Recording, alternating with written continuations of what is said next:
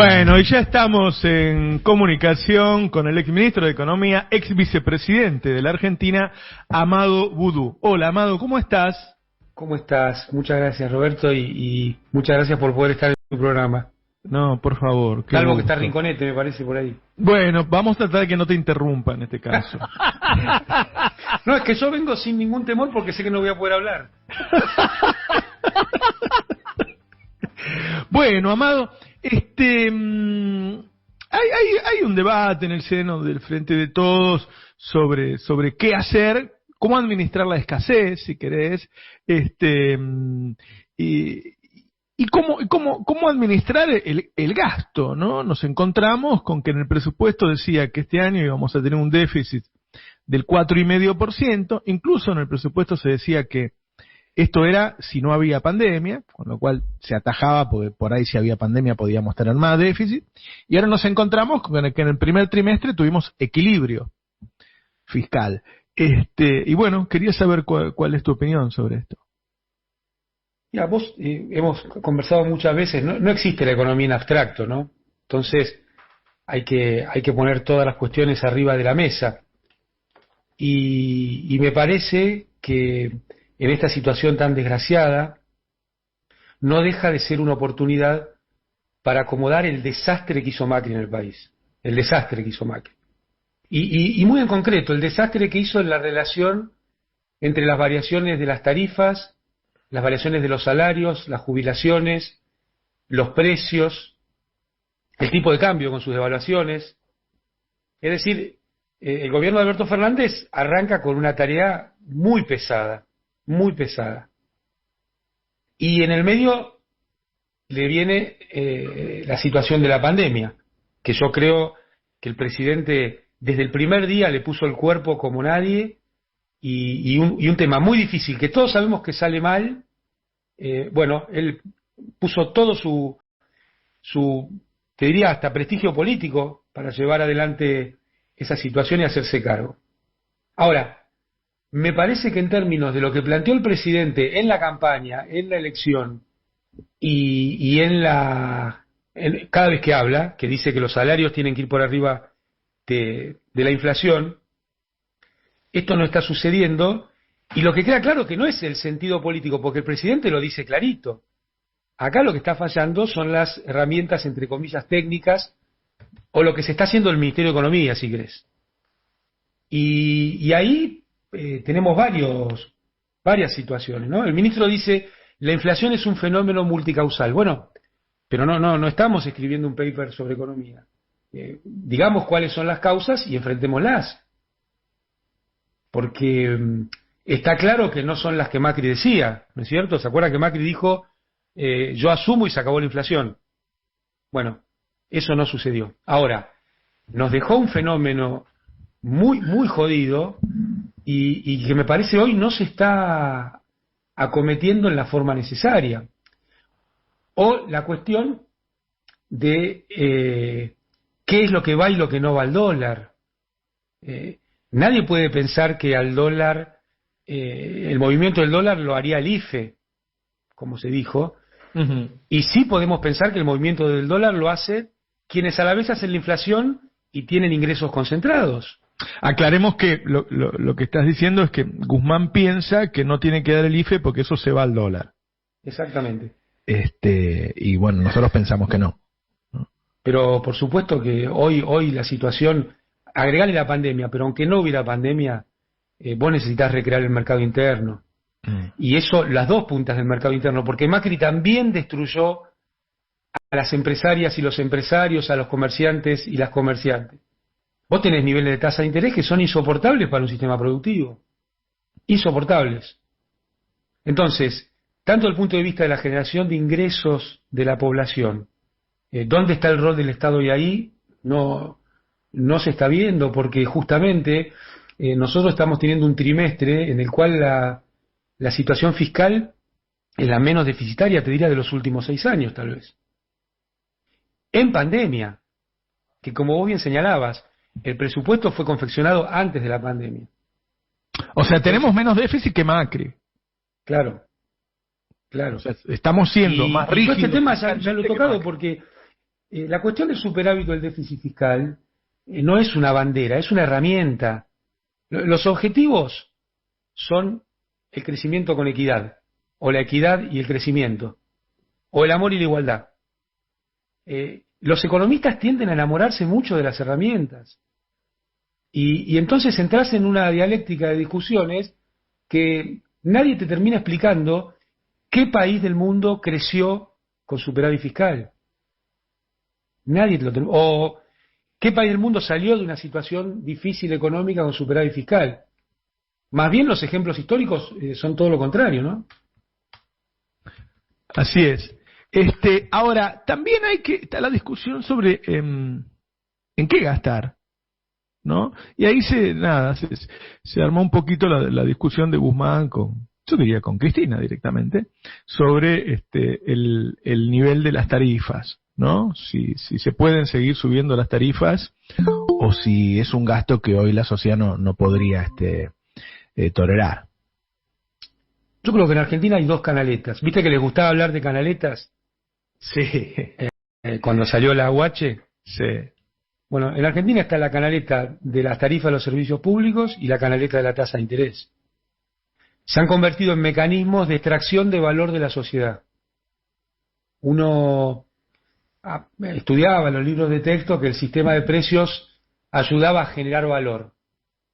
Bueno, lamentablemente el sistema de precios, sobre todo en las cuestiones oligopólicas o monopólicas, se han convertido en mecanismos de extracción de valor de las sociedades. Y eso es lo que Macri ha profundizado. Vos fijate que son los dos temas, la tasa de interés y los servicios públicos, porque en Argentina Arcor con Macri no pudo ganar plata, pero sí las empresas de servicios públicos se forraron, ¿no? Vos tenías una acción de Pampa, por ejemplo, en épocas del kirchnerismo, la cotización en Wall Street nunca pasó los $10. Bueno, llegó a valer $67 esa acción en Wall Street. Ahora, ¿alguien piensa que estaba generando valor o que estaba extrayendo valor? ¿Cuál es el rol de ese sistema de valorización para las sociedades? Para no dejarlo inconcluso, Roberto, perdóname. Sí, dale.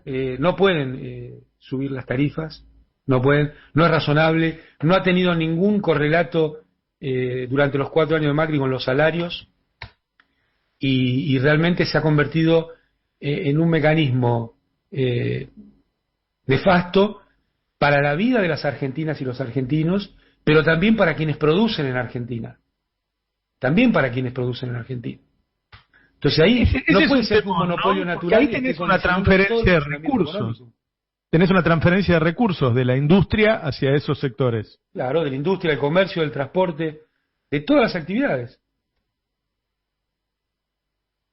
Y el otro tema es es la inflación y el precio de los alimentos. Digo, el Estado ya más cosas no puede hacer para bajar la inflación, la verdad. O sea, tiene equilibrio fiscal. Hay un apriete monetario, supongo que lo habrás visto, ¿no? Pagás las LELIC. Claro. Arregló con los sindicatos. ¿Al dólar? Yo le preguntaría al ministro. ¿Cómo?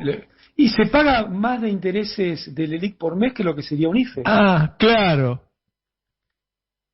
Así es.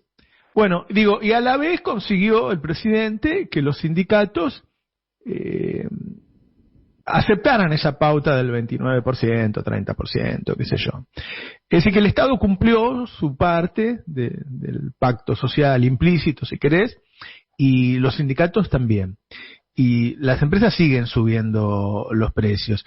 Entonces, hay un problema que lo tiene todo el mundo hoy, ¿no? Que es la inflación importada, se dice. O sea, estamos recibiendo una suba del precio de los commodities en dólares fabuloso. Nosotros publicamos ayer que los productores de maíz aumentaron sus ingresos en dólares en el último año un 200%. Entonces, ahí parece obvio que hay que subir las retenciones, pero bueno, también hay, es cierto, limitaciones políticas. No sé cómo lo ves vos. Mira, con este tema de la formación de precios, está claro que los precios no se forman como dicen los libros de microeconomía, ¿no? Como bien vos decís, acá vos tenés concurriendo en razones externas, que digamos no podés administrar, con razones internas, que es el funcionamiento oligopólico en la Argentina. Ahora, tenés la herramienta de las retenciones, que demostró durante años que había sido muy beneficiosa para el conjunto, porque yo quiero recordar algo. Cuando terminó Cristina Fernández de Kirchner su gobierno, no había ninguna argentina ni argentino de ningún sector que nos odiaba, que nos votaba, que no nos votaba, que lo que fuera, que no estuviera mejor que el día que comenzó Néstor. Este es un recorrido de 12 años y medio en el cual, si bien hubo un gobierno que no fue neutral, que trabajó más fuertemente para las asalariadas y asalariados, para aquellas y aquellos que no tenían trabajo, al conjunto de los argentinos le fue mejor. Esto es una realidad objetiva. Entonces, hay herramientas que no hay que desechar, con el aprendizaje de las dificultades y los sinsabores que hubo, y por supuesto que lo político siempre es parte de esto, por eso es economía política. No, la otra es economía para los libritos. Entonces, me parece que el presidente es una persona de enorme vocación y capacidad para dialogar, para discutir, y me parece que en estos tiempos donde son tan claros las dificultades que tiene el conjunto de la sociedad, extremando esos caminos se puede avanzar, y me parece que es tiempo de hacerlo, Vos fíjate que se hizo un canje de deuda relativamente rápido y muy bien, la deuda con el sector privado. Ahora, algunos estábamos convencidos que esto no resolvía los problemas de Argentina, que era algo que había que hacer, pero era parte solamente de los problemas que tiene la Argentina.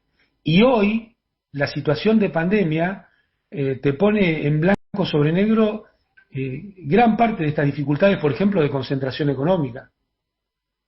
Por ejemplo, de inflación de la cadena de valor, te diría, ¿no? Donde hay distintos sectores que van haciendo de cuello de botella, porque si no, no tiene lógica que a alguien no le alcance el precio para sacar las manzanas en el valle de Río Negro y los trabajadores y trabajadoras de la Ciudad de Buenos Aires no pueden pagar el precio de esas manzanas en la Ciudad de Buenos Aires. Entonces, son estas las cuestiones estructurales que hay que ir viendo, que no es fácil, que no es cuestión de un día, pero que hay que acometer estas tareas, y el presupuesto público es central en esto, ¿no?